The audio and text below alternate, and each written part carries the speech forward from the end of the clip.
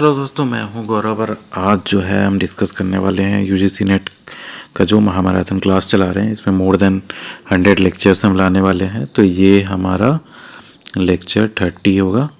तो इसमें और भी आप लाइब्रेरी साइंस से किसी भी तरह जुड़े हैं, यूजीसी नेट का प्रिपरेशन कर रहे हैं या KVS NVS DSSP लाइब्रेरियन, किसी भी स्टेट लाइब्रेरियन साइंस के एग्ज़ाम्स का प्रिपरेशन कर रहे हो या फिर बैचलर्स मास्टर्स कर रहे हो, आप एडुकेटर हो, आप लाइब्रेरी फैमिली से बिलोंग करते हो, तो please subscribe to my channel.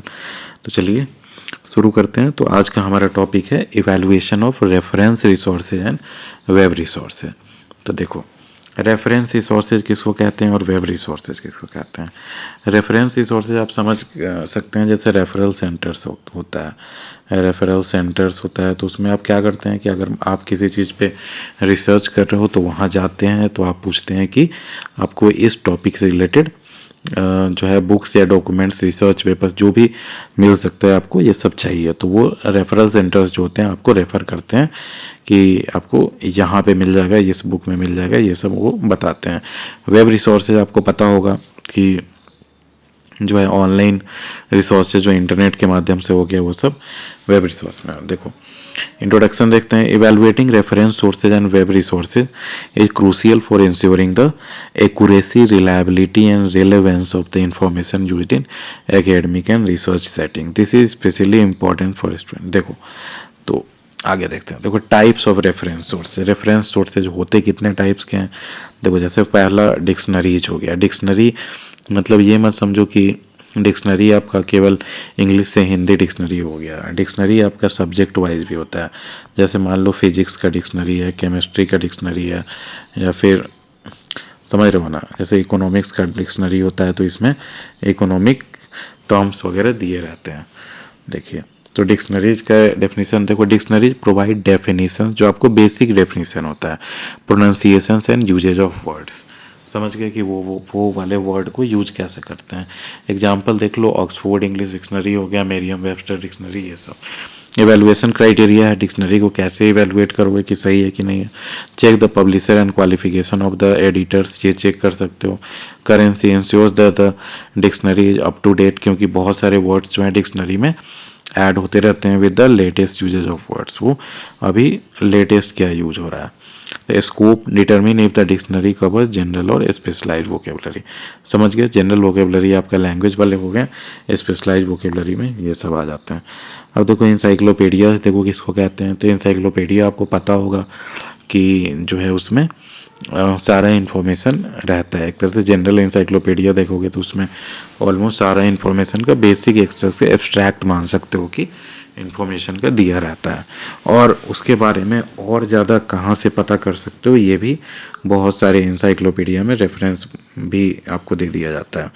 तो देखो डेफिनेशन देखो, encyclopedias offer comprehensive summaries of information on a wide range of topics. समझ गए कि वाइड रेंज ऑफ टॉपिक्स है, उसमें आपका कम्प्रिहेंसिव समरीज बताता है इंसाइक्लोपीडिया।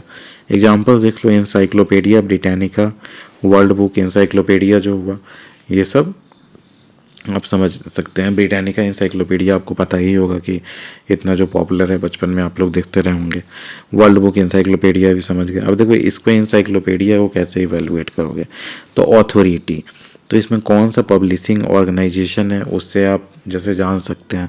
समझ रहे हैं, जैसे ऑक्सफोर्ड हो गया, ऑक्सफोर्ड पब्लिकेशन, तो आप ये आप समझ सकते हैं कि वो मतलब अच्छे से प्रूफ रीड किया गया होगा, उसके एडिटर्स उसमें जितना मिस्टेक्स हो सकता है सारे निकाले होंगे, और जो है मतलब क्वालिटी वर्क होगा। तो ये मतलब ऑथोरिटी की, लिखने वाला कौन है, पब्लिशिंग हाउस कौन है उसका।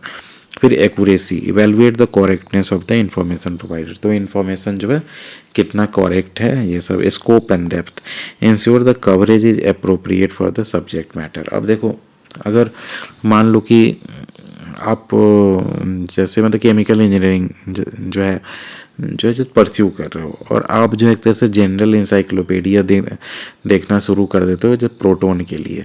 अगर प्रोटोन के बारे में कुछ जानना है, या फिर हेक्सेन के बारे में जानना है, आइसोप्रोपेनॉल के बारे में जानना है, तो वहाँ पे जनरल इंसाइक्लोपीडिया में आपको उतना इन्फॉर्मेशन नहीं मिल पाएगा। तो हो सकता है आपको केमिस्ट्री का या केमिकल इंजीनियरिंग का जैसे इंसाइक्लोपीडिया लेना पड़े। समझ गए। स्कोप एंड डेप्थ, वो देखो एटलस तो आपको पता ही होगा, जो मानचित्र बचपन में देखते थे, फिजिकल पॉलिटिकल ये सब। डेफिनेशन देखो, atlases contains maps and geographical information. समझ गए, बहुत बार ज्योग्राफिकल इंफॉर्मेशन में रूट्स का भी आप देखते हैं कि एटलस होता है, हाईवेज का हो गया, फिर रेलवेज का एटलस, तो ये सब तो ज्योग्राफिक इंफॉर्मेशन से रिलेटेड होगा वो जो भी होगा। Examples national geographic Atlas for the world हो गया, times Atlas for the world, ये सब समझ सकते हैं आप। देखो इवैल्यूएशन क्राइटेरिया, इसमें भी अथॉरिटी आ जाता है कि verify the credibility of the cartographers and publishers. Cartographers किसको कहते हैं, तो मैप मेकर, जो मानचित्र बनाते हैं उसको कार्टोग्राफर्स कहते हैं।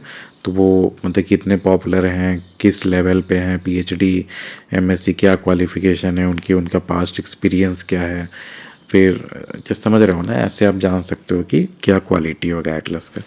करेंसी कि कितना मतलब करेंट बाउंड्रीज है, ऐसा तो नहीं है कि जो है अभी तक मतलब कुछ जैसे हमारे यहाँ मतलब एक्स्ट्रा स्टेट्स बने थे, जैसे जैसे छत्तीसगढ़ निकला था, उत्तराखंड यूपी से अलग हुआ था, बिहार से झारखंड हुआ था, तो ऐसा तो नहीं है कि ये मतलब अपडेटेड मैप है ही नहीं, तो वो करेंसी में आ जाता है क्योंकि इतना करेंट इन्फॉर्मेशन है।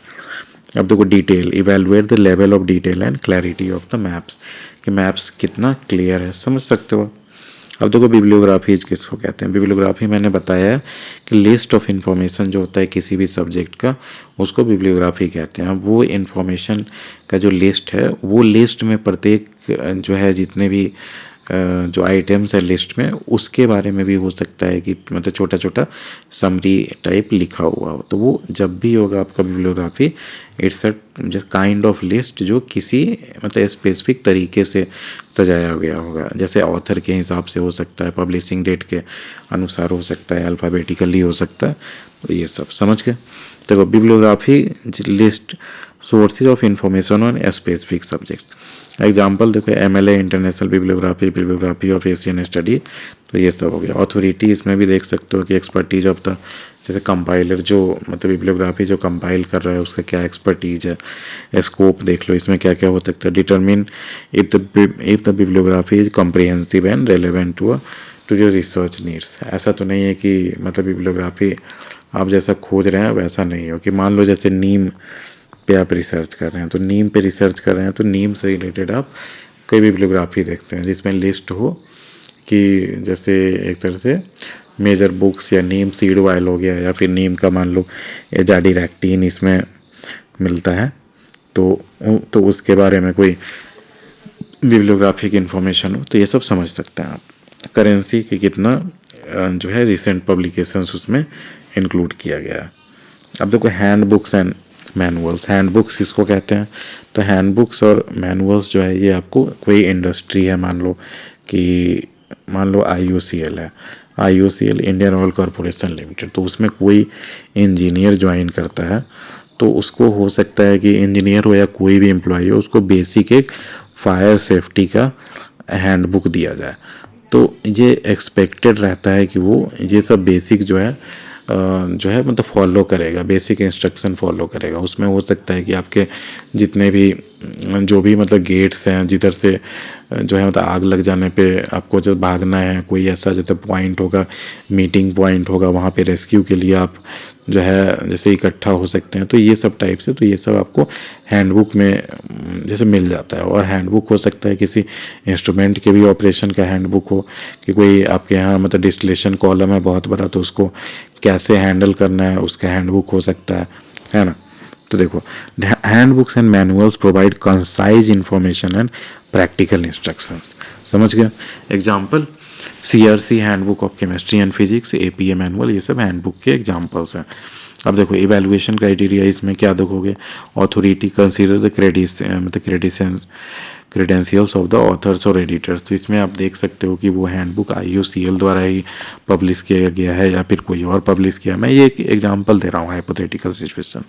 Utility, evaluate the usefulness and relevance of the information. समझ गए कि वो इंफॉर्मेशन कितना रेलेवेंट है। ऐसा तो नहीं है कि वो ऐसे ही लिखा हुआ है जो कि कोई ज़रूरत का है इन्फॉर्मेशन ना हो। करेंसी की अप टू डेट है कि नहीं है। अब देखो evaluation criteria for reference source है। रेफरेंस सोर्सेज को आप इवेलुएट कैसे करोगे कि वो सोर्स जो है सो आपके काम लायक है कि नहीं है। जैसा मैंने बताया कि आप जैसे हाइपोथेटिकली मान लो कि नीम सीड ऑयल पे आप रिसर्च कर रहे हो, तो इसके लिए आप रेफरेंस सोर्सेज खोजोगे कि इसकी अगर आप रिसर्च करने जा रहे हो, पीएचडी करने जा रहे हो मानो, तो आप इसका लिटरेचर सर्वे मतलब करोगे। जितने भी जो है एक तरह से मेजर बुक्स हो गए हैं, इसमें मतलब क्या क्या आ सकता है, मेजर आपके बुक्स आ सकते हैं, उसको आप जैसे पढ़ोगे। फिर जो है आपके मतलब जर्नल्स पढ़ोगे इसके रिलेटेड। फिर आप जो भी इससे अगर कोई पेटेंट्स फाइल हुए हैं, लाइक मान लो जैसे बायो पेस्टिसाइड्स हो गया, बायो इंसेक्टिसाइड, ये सब आप जैसे पढ़ोगे, तो ये सब आप कैसे सिलेक्ट करोगे, कैसे रेफरेंस डिटरमिन करोगे कि हमें क्या जो आपके लायक है और क्या नहीं लायक है। तो ये देखो, तो ये सब ऑथोरिटी, स्कोप, ये सब इसमें evaluation criteria for reference sources में पढ़ा जाता है। देखो ऑथोरिटी, ऑथोरिटी किसको कहते हैं, तो authority refers to the credibility and expertise of the author और पब्लिशर। जैसे मान लो कि नेचर जर्नल है, नेचर, तो ये एक इंटरनेशनल जर्नल है ना, इंटरनेशनल जर्नल है। तो इसमें देखोगे कि एग्रीकल्चर, फॉरेस्ट्री और जो एक तरह से नेचर से रिलेटेड जैसे प्लांट्स हो गए, तो वो सब के बारे में जैसे मतलब क्रेडिबल आपको मतलब रिसर्च पेपर्स आपको इस पे जो मिल जाएंगे। तो ये क्रेडिबिलिटी क्यों अभी तक इनका बना हुआ है, क्योंकि ये जो है कोई भी मतलब चोरी का रिसर्च हो गया वो सब नहीं, जैसे एक तरफ पब्लिश करने देते हैं ये लोग, जैसे मैच करते हैं कि जो है यही वाला मतलब डेटा कहीं और, तो मतलब ऐसा तो नहीं है कि किसी और देश से जो है मतलब जापान में रिसर्च हुआ और जैसे इंडिया या बांग्लादेश में छाप दी हो, जैसे इस टाइप से। तो ये और भी हुआ कि वो इतना क्वालिटी जैसे वाले में ही मतलब पेपर्स अपने जर्नल में जो है पब्लिश करते हैं या फिर अपने जैसे वेबसाइट पे, कि लोगों को विश्वास है कि अगर उसका कोई जैसे पब्लिकेशन का है तो वो अच्छा ही होगा। जैसे हम लोग जैसे बचपन में पढ़ते थे तो आपको याद होगा एक जैसे होली फेथ पब्लिकेशन होता था, तो वो होता था कि बहुत टफ है जैसे वो बुक, समझ रहे हो कि वो मतलब जैसे बहुत कॉम्प्लिकेटेड है। जैसे एनसीईआरटी अभी भी देखो, तो NCERT contains so many details, तो आप समझ सकते हो कि एनसीईआरटी द्वारा अगर कोई जैसे बुक पब्लिश किया हुआ है तो वो अच्छा ही होगा, उसमें डेप्थ में नॉलेज होगा और वो बड़े बड़े लोग उसके पीछे हैं, समझ रहे हो। उसका अंदर करिकुलम जैसे डिटरमिन करने में कौन से एक्सपेरिमेंट्स उसमें ऐड करने हैं, कौन से एक्टिविटीज़ ऐड करने हैं, कैसे क्वेश्चंस रखने हैं, कैसे समझाना है, कितना समझाना है, ये सब। तो ये आपका ऑथोरिटी में आ जाता है कि ऑथोरिटी रिफर्स टू द जैसे credibility and expertise of the author's और पब्लिशर्स, समझ गए। इंपॉर्टेंस देखो, reliable information typically comes from authoritative sources. जैसा मैंने बताया कि अच्छा पब्लिकेशन हाउसेज है तो उससे अच्छा और रिलायबल इंफॉर्मेशन ही आएगा, समझ गए। इवेलुएशन ऑफ जैसे क्वेश्चन तो आप ऐसे पूछ सकते हैं, हु इज द ऑथर, इसको लिखने वाला कौन है, व्हाट आर देयर क्रेडेंशियल्स, क्या क्रेडेंशियल और उनका एक्सपीरियंस है, और हु इज द पब्लिशर, और इसका जो है पब्लिशर कौन है। तो जैसा मैंने बताया था कि कोई आप अगर नीम पे, जैसा मैंने बताया था कि जर्नल आप कोई या फिर रिसर्च पेपर में तो पढ़ रहे हैं, तो इस तरह से आप अपने रेफरेंस सोर्सेज को इवेलुएट कर सकते हैं कि वो जैसे लिखने वाला कौन है उसका, फिर जो भी मतलब लिखा है उसका क्रेडेंशियल क्या है, पास्ट एक्सपीरियंसेस कहाँ है, कहाँ जॉब करता है, ये सब, और उसका जो आपका जर्नल या फिर रिसर्च पेपर है वो उसको उसका जो पब्लिशर कौन है, किसी न किसी तो जर्नल में ही जो है जो पब्लिश हुआ होगा ना। अब देखो स्कोप, स्कोप क्या कहता है, तो ये आपका मीनिंग हुआ कि टॉपिक्स कवर्ड, कि क्या स्कोप है उसका, कितना वास्ट अमाउंट ऑफ जो है मतलब कितने ज़्यादा टॉपिक्स वो डिस्कस कर रहा है, किस लेवल तक डिस्कस कर रहा है, ये सब स्कोप में आता है। देखो scope refers to the range of topics covered by the reference sources, समझ गए। जस्ट फॉर एग्जांपल मैं बता रहा हूँ कि अगर कोई ऐसे नीम सीड ऑयल के रिसर्च पे ही चलते हैं, तो इसमें भी देखो तो ये कितने तरह के स्कोप हो सकते हैं ना इसमें, कि जो है आप अगर मतलब नीम सीड ऑयल का टेस्टिंग कर रहे हैं तो आप कितने जगह से सैंपल जैसे मंगवा रहे हैं, किस किस मौसम में मतलब सीड्स आ रहे हैं तो एक तरह से सीड में कितना ऑयल का कंटेंट है, ये आप जितना एलिवेशन जैसे बढ़ रहा है, अगर मान लो कि कोई नीम का प्लांट जो है 1500 मीटर की ऊंचाई पे है, कोई जैसे प्लांट है जो 500 मीटर के आपका मतलब ऊंचाई है जैसे अबव सी लेवल, आप जैसे यू कैन अंडरस्टैंड, तो उसमें मतलब जैसे कितना जैसे चेंज आ रहा है, तो ऐसा ही आप समझ रहे हो कितना ज़्यादा स्कोप हो सकता है उसका, बायोलॉजिकल स्कोप जैसे पढ़ सकते हैं या फिर मतलब रिसर्च कर सकते हैं उसमें, और जैसे मेडिसिनल एस्पेक्ट्स जो है मतलब देख सकते हैं, फिर उसका जो है मतलब ट्राइबल पॉपुलेशन क्या जैसे कैसे यूज करते हैं, ये उनका क्या नॉलेज है। तो वही कह रहा हूँ मैं कि आपका रिसर्च जो है कोई पेपर है वो कितना डेप्थ में और कितना ज़्यादा कंटेंट डिस्कस करता है, तो ये ऐसे आप जज करते हो, तो इसको स्कोप कहते हैं। ये बहुत बार है ना आपका evaluation criteria for reference sources में जो मैच द फॉलोइंग में भी आ जाता है। एक तरफ ऑथोरिटी लिखा रहेगा, स्कोप लिखा रहेगा, और उस तरफ आपके टर्म्स रहेंगे जो आप अगर नहीं डेप्थ में पढ़े हो तो आप नहीं जैसे टिक लगा पाओगे। देखो इम्पोर्टेंस क्या है इसका, determines if the source meets your information needs.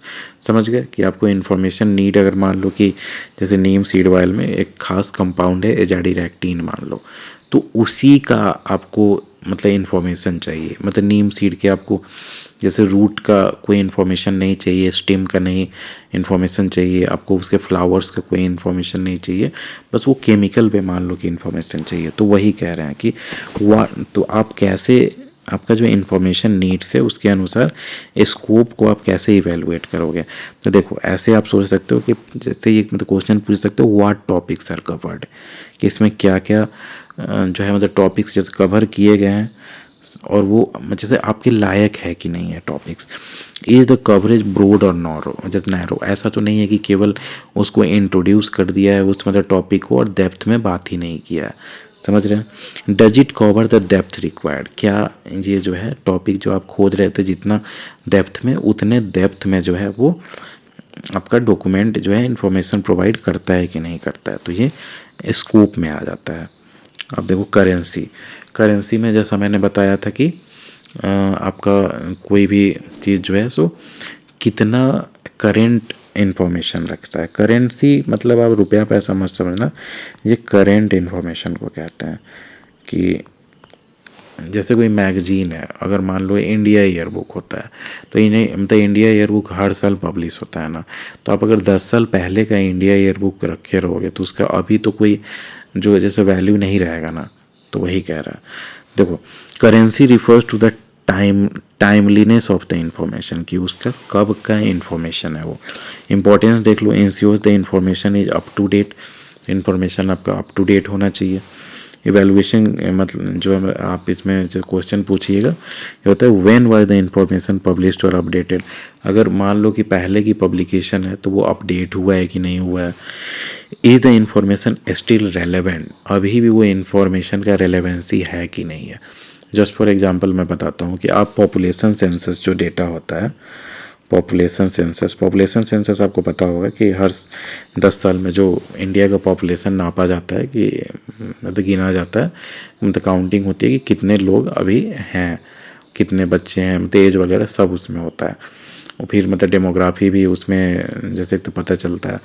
तो अब अगर आपके पास अभी का डेटा हो 2025 का डेटा, तभी तो आप कुछ भी जैसे पॉलिसी बना सकते हैं या फिर मतलब कहीं और यूज कर सकते हैं। या फिर आप अगर जब मान लो कि लाइब्रेरी आप खोलना चाहते हैं, तो आप अगर मतलब सोच रहे हैं कि जो है कौन से एरिया में सबसे कम एडुकेटेड लोग हैं, वहाँ पे लाइब्रेरी खोलना जैसे बेनिफिशियल रहेगा कि एडुकेशन फैल सके, लोग जो है पढ़ाई कर सके बच्चे। तो लेकिन आपके पास अगर सेंसस डेटा मान लो कि 40 साल पहले का दे दिया जाए, तो वो सेंसस डेटा किसी काम का नहीं होगा। तो वही है कि is the information still relevant, अभी वो इंफॉर्मेशन के रेलेवेंस है भी या नहीं है। तो समझ रहे हैं कि रेफरेंस सोर्सेज आप देखो, हो सकता है कि फ्यूचर में रेफरेंस लाइब्रेरियंस बनोगे या फिर आप अगर पीएचडी करते हो तो ये सारे आपको काम आएंगे सारे चीज़। अब देखो एक्यूरेसी, कि वो इंफॉर्मेशन जो है जो कितना एक्यूरेट है। देखो accuracy refers to the correctness and reliability of the information. समझ गए कि कितना वो इन्फॉर्मेशन रिलायबल और करेक्ट है। इंपॉर्टेंस देखो, accurate information is crucial for research and decision making. समझ रहे हो, जैसे आप जीपीएस में बहुत बार देखे होंगे, जीपीएस में आपको कभी कभी रोड दिखाता है और उधर जाओगे तो रोड ब्लॉक रहता है। तो समझ रहे होगे कि मतलब एक्यूरेट इन्फॉर्मेशन और करेंसी का कितना इंपॉर्टेंस है। तो देख लो इसको, इसके लिए इवैल्यूएशन क्वेश्चंस क्या क्या रख सकते हो। इज द इंफॉर्मेशन वेरीफाइबल, क्या वो इन्फॉर्मेशन वेरीफाई किया जा सकता है। ऐसा तो नहीं है कि कोई रिसर्च पेपर में कुछ भी जैसे लिख दिया है किसी प्लांट के बारे में कि ये प्लांट जो है तो हिमालय के उस मतलब कोने में मिलता है, या 3000 मीटर से के ऊपर जैसे ऊंचाई पे कोई मतलब विलेज का नाम रहे कि वहाँ मिलता है ये प्लांट, और वहाँ जाओ तो वो प्लांट है ही नहीं, वो जो है मतलब कब का भी लुप्त हो चुका है, या फिर जीपीएस कोऑर्डिनेट गलत दिया हुआ हो, या फिर जगह का नाम गलत हो। तो वही है, एक्यूरेसी क्या है। आर देयर एनी एरर्स, ऐसा तो नहीं है कि आपके मतलब डेटा में बहुत ज़्यादा एरर्स हो। आर द सोर्सेज साइटेड, क्या सोर्स जो है वो मतलब उसमें जैसे बताया गया है कि हमने जो है ये इन्फॉर्मेशन यहाँ से ली है। तो ये सब आप जो है क्वेश्चन पूछ सकते हैं आप एक्यूरेसी के लिए। अब देखो ऑब्जेक्टिविटी, कि इसमें ऑब्जेक्टिविटी मतलब होता है इम्पार्शियलिटी। इम्पार्शियलिटी क्या होता है, इम्पार्शियलिटी होता है कि आपको न्यूट्रल रहना है। अब इसमें मैं एक सिंपल एग्जांपल देता हूँ, जैसे डेवी डेसिमल क्लासिफिकेशन के बारे में आप लाइब्रेरी साइंस से हैं तो आपको पता होगा। डेवी डेसिमल क्लासिफिकेशन जो मेलविल डेवी जो जब बनाए थे, तो वो, अब देखो मेलविल डेवी क्रिश्चियन थे और वो एक तरह से अमेरिकन और वहाँ के वाइट। तो आप मतलब समझ रहे हो उनका नॉलेज जो है तो अदर रिलीजन्स के बारे में कितना ही होगा। जैसे हिंदुइज्म है तो हिंदुइज्म में सोचो कितना, जैसे 5 स्कूल्स ऑफ हिंदुइज्म है। उपनिषद हमारे पास जैसे मोर देन जैसे मतलब सेंचुरी, तो हमारे पास उपनिषद से इतना वेद है, इतना हाइम्स है, इतने सारे स्टोरीज हैं। फिर जैसे लोकल कल्चर भी है, उसमें भी कितने डाइवर्जेंस है। सिखिज्म निकले, हिंदुइज्म, फिर जब बुद्धिज्म, जैनिज्म, तो उतना तो उनके पास नॉलेज होगा नहीं मेडिटेशन, योगा, ये सब के बारे में। तो वो जो डेविड डेसिमल क्लासिफिकेशन जो बनाए, तो वो ऑब्वियस सी बात है कि बायस तो होगा ना, जैसे वेस्ट के तरफ है ना। जैसे मतलब क्रिश्चियनिटी के बारे में आपने सुना होगा कि उसमें बहुत ज़्यादा जैसे जिक्र है। अगर मान लो मतलब जैसे 2 पेज क्रिश्चियनिटी का है तो वहाँ पे मतलब इंडिक रिलीजन्स जो हो गए जैसे हिंदुइज्म, उसके बारे में बस 1 लाइन होगा। तो इसको कहते हैं ऑब्जेक्टिविटी। देखो objectivity refers to the impartiality of the information. समझ गए कि आपका इन्फॉर्मेशन जो है सो इम्पार्शियल है कि नहीं है। इंपॉर्टेंस देखो, objective sources provide unbiased information. समझ गए कि आपका इन्फॉर्मेशन जो है वो अनबायस्ड होगा। तो इसमें इवेलुएशन सोर्सेज मतलब जैसे इवेलुएशन क्वेश्चंस क्या क्या होगा, इधर एनी बायस, आप जैसे एक तरह से जान सकते हैं कि उसमें बायस है कि नहीं है। Are opinions clearly separated from the facts, कि ऐसा तो नहीं है कि वो, जैसे आप एडिटोरियल्स कुछ देखोगे तो एडिटोरियल्स में फैक्ट आप देखोगे कि अगर मान लो कि हाईवेज का अगर कंस्ट्रक्शन है तो वो मतलब पहले अगर 20 किलोमीटर पर डे होता था, अब मान लो कि 50 किलोमीटर पर डे हो रहा है। मैं एक मतलब एग्जांपल दे रहा हूँ। और उसके बाद भी कोई एडिटर ये कह रहा है कि नहीं, रोड कंस्ट्रक्शन जो है एक तरह से जैसे पहले से भी ख़राब हो गया, रोड बन ही नहीं रहा है, तो वो तो मतलब बायस्ड अप्रोच हुआ ना। तो वो अपना ओपिनियन जो है उसको फैक्ट से सेपरेट नहीं कर पा रहा है, क्योंकि वो ओपिनियनेटेड है कि ये गवर्नमेंट सही नहीं है। समझ रहे हो, ये आप समझ सकते हो। अब देखो, is the information presented Fairlie, कि वो इन्फॉर्मेशन जो है फेयरली प्रेजेंट किया गया है कि नहीं किया गया है। समझ गया। अब देखो इवेलुएशन ऑफ वेब रिसोर्सेज। अब वेब रिसोर्सेज है उसका कैसे आप मतलब इवेलुएट्स जो है मतलब इवेलुएट करोगे। तो देखो इसमें भी जैसे ऑथोरिटी एक्यूरेसी वगैरह आता है। ऑथोरिटी जो है इसमें भी आपका जैसे, अब जैसे चेक द डोमेन, जैसे .edu है तो ये जैसे एजुकेशनल वेबसाइट होगा। .gov भी है तो इस पर आप बहुत ज़्यादा ट्रस्ट कर सकते हैं। अगर .gov.in का कोई वेबसाइट है तो ये आप कॉमन सेंस से बता सकते हैं कि ये आपका जो है मतलब गवर्नमेंट वेबसाइट है। .org हुआ तो ऑर्गेनाइजेशन का है। .com होता है तो ये कमर्शियल होता है। तो मोस्ट ऑफ द जो स्कैमर्स होंगे वो .com ही यूज करेंगे, आपको मोस्टली देखोगे तो। देखो वो कभी भी .gov.in पे चांस ही नहीं है ना। देखो डेफिनेशन देखो, authority in web resource involve checking the credibility of the websites and it authors, वो वेबसाइट चला क्यों रहा है। जैसे अभी आप अगर जैसे करेंट अफेयर से अपडेटेड हो गए और सोशल मीडिया पे, तो आप देखते होंगे कि एलन मस्क जो है सो आपका विकीपीडिया जो है, विकीपीडिया को बहुत जैसे क्रिटिसाइज करते हैं, क्योंकि इनका मानना है कि विकीपीडिया लेफ्ट बायस है और वो जो है आपका मतलब राइट या न्यूट्रल नहीं है ये विकीपीडिया। और मतलब कहा जाता है कि कुछ ही लोग जो हैं वो विकीपीडिया पे अपने अनुसार जो है चेंज करते हैं बहुत बार। तो ये तो वही कह रहे हैं कि ऑथोरिटी क्या है, तो विकीपीडिया पे अब धीरे धीरे लोगों का ट्रस्ट गिरते जाएगा। तो अब इसमें भी कुछ जैसे सोर्सेज ऑफ इंफॉर्मेशन होंगे जो जैसे ट्रूथफुल होंगे। जैसे अभी देखोगे कि बीबीसी जो है वो भी जैसे प्रोपेगेंडा चलाता है जैसे इंडिया के खिलाफ, तो वो तो उस पर एक टाइम में जो ट्रस्ट रहा होगा वो ट्रस्ट तो अब नहीं है ना। तो आप यहाँ से समझ सकते हैं। देखो ऑथोरिटी इन वेब रिसोर्सेज समझ गया। अब देखो जैसे चेक द डोमेन नेम, आप जैसे समझ सकते हैं .edu जो मैंने बताया। Look for information about the author and publisher, की वेबसाइट का जो है ऑथर और पब्लिशर कौन है। Check for credentials and expertise, समझ गए। एक्यूरेसी इसमें भी होगा। Ensuring the information on the website is correct and reliable, website अगर बहुत अच्छा है, मान लो कि टाइम्स ऑफ इंडिया का वेबसाइट है, इकोनॉमिक टाइम्स है या मिंट जैसे न्यूज़पेपर्स का वेबसाइट्स है, तो ये सबसे आप मतलब एक तो मोस्ट प्रोबेबली 99% आप इंफॉर्मेशन एक्सपेक्ट करते होगे कि सही होगा, है ना। तो ये एक्यूरेसी हो गया। जैसे verify facts with other reliable sources, check for reference and citation, look for science and editorial review. तो ये आपका मैं नॉर्मल वेबसाइट के लिए भी बता दिया हूँ, लेकिन वेब रिसोर्सेज में जो है आपका ये सारे जो चीज़ है आपका मतलब ई बुक्स हो गए हैं, जर्नल्स हो गए हैं, समझ रहे हैं ना। फिर जैसे पब्लिशिंग हाउस है, जैसे नेचर जो हो गया मतलब जर्नल हो गया, ये सब जैसे जो है साइंस डायरेक्ट हो गया, जैसे इस टाइप का। पर फिर मतलब एल्सेवियर करके एक है पब्लिकेशन, ये सब समझ सकते हैं। दो मतलब करेंसी वही हो गया कि इसमें भी जो है अपडेटेड इन्फॉर्मेशन है कि नहीं है। आपका ऐसा तो नहीं है कि वेबसाइट 10 साल पुराना हो, उस पर कोई इन्फॉर्मेशन ही नहीं अपडेट किया गया हो। चेक द पब्लिकेशन डेट, कब अपडेट किया गया है। Look for updates and revision since your links are working and relevants, links are working and relevants मतलब क्या हुआ कि वेबसाइट पे देखोगे कि सो मतलब बीच में हाइपर लिंक दे दिया रहता है। हाइपर लिंक जिन्हें नहीं पता होगा कि कोई ऐसा वर्ड होगा जो मतलब ब्लू कलर का होगा या हाईलाइटेड होगा, उस पर आप क्लिक करोगे तो आपको किसी और वेबसाइट पे ले जाएगा, आपके जैसे वेबसाइट से हटा के, या उसी वेबसाइट में दूसरा पेज मतलब पेज ओपन हो जाएगा, न्यू पेज, है ना, न्यू पेज ओपन हो जाएगा। तो ये सब हाइपर लिंक कहते हैं। तो वो सब लिंक्स जो है अभी काम कर रहे हैं कि नहीं कर रहे हैं। फिर इसमें भी ऑब्जेक्टिविटी हो जाता है कि जो है जो बायस तो नहीं है कहीं जैसे वेबसाइट में। जैसे एक टाइम में फेसबुक के बारे में रिपोर्ट आया था कि फेसबुक जो है सो जैसे राइट विंग जो जितने भी अकाउंट्स हैं वो सबको जैसे सप्रेस करता है और लेफ्ट विंग को ऊपर बढ़ाता है, समझ गए। इसमें इंडिया में का भी एक रिपोर्ट आया था कि इंडिया में इन्होंने जैसे इलेक्शन जैसे इंटरफेयरिंग की थी इस टाइप से।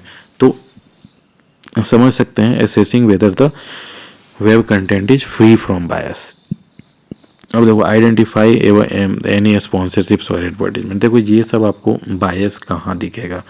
मान लो कि आपका कोई जैसे पब्लिश हुआ है रिपोर्ट या एक्सपेरिमेंट या मतलब एनालिसिस इस टाइप का एडिटोरियल, जिसमें ऐसे लिखा हुआ है कि ऑयल जो है आपका जो मतलब क्रूड ऑयल जो है सो इतना भी ज़्यादा इफेक्ट नहीं डालता है जो है एक तरह से आपका एनवायरनमेंट को या फिर मतलब क्लाइमेट चेंज को। तो अब आपको लगेगा कि यार इतना साल से तो मैं सुन रहा था कि क्रूड ऑयल जो है बहुत ज़्यादा इफेक्ट डालता है, उतना ज़्यादा ग्लोबल वार्मिंग का रिस्पॉन्सिबल है, लेकिन एक ऐसे कैसे रिपोर्ट आ रहा है। तो आप देख सकते हैं कि वो रिपोर्ट जो है सो कौन पब्लिश किया है।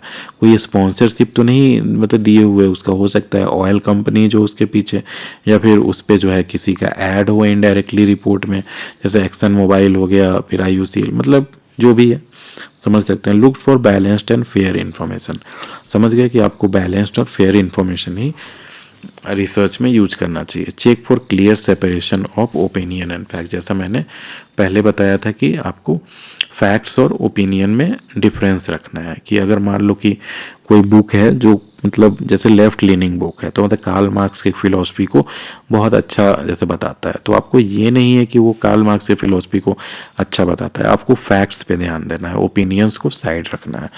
अब देखो पर्पस कि वो वेब कंटेंट जो है उसका इंटेंट क्या है। ऐसा तो नहीं है कि उसका इंटेंट है कि आपको मतलब कुछ जैसे बेच दे। तो अगर कुछ बेचना ही मतलब इंटेंट होगा तो वो आपको मतलब ऑब्वियस ही बात है कि आपको जैसे न्यूट्रल कुछ भी नहीं इन्फॉर्मेशन देगा, है ना। तो understanding the intent behind the web content, identify the primary person, जैसे इन्फॉर्म, परसुएड, इंटरटेन या सेल, क्या करना चाहता है वो प्लेटफॉर्म। बहुत ज़्यादा जैसे प्लेटफॉर्म देखोगे जैसे जिसमें आपको इंश्योरेंस सेल करना चाहते हैं, तो वो कुछ आपको मतलब डिजीज के बारे में जैसे आर्टिकल होगा और उसके बाद उस डिजीज से जो है जो बचने के लिए वो कोई जो मतलब इंश्योरेंस आपको जैसे बेच देंगे, तो वो आपको वो मतलब कभी सही इन्फॉर्मेशन नहीं देंगे। उनका इंटेंट तो अलग होगा ना। जो जो चीज़ हो सकता है कि मतलब 1 करोड़ में एक आदमी को होता हो, उस चीज़ को आपको अनफेयर ट्रेड प्रैक्टिसेस के अंदर ऐसा घबरा दें कि आपको ज़बरदस्ती सेल कर दे पॉलिसी। तो ये सब कह रहा है। Look for clear statement of purpose, समझ गए। Evaluate if the content meets your information needs. तो ये सब आपको आ गया होगा समझ में। अब इसमें की डेट्स एंड फैक्ट्स कुछ देख लो। जैसे 1902 में जो है 1902 में the Oxford English dictionary was first published. 1902 में पब्लिश किया था first time Oxford English dictionary. 1911 में the first edition of the encyclopedia Britannica was published. ये सब क्रोनोलॉजी में सजाने के लिए आता है बहुत बार यूजीसी नेट में, इसलिए मैं यहाँ पे लिख रहा हूँ।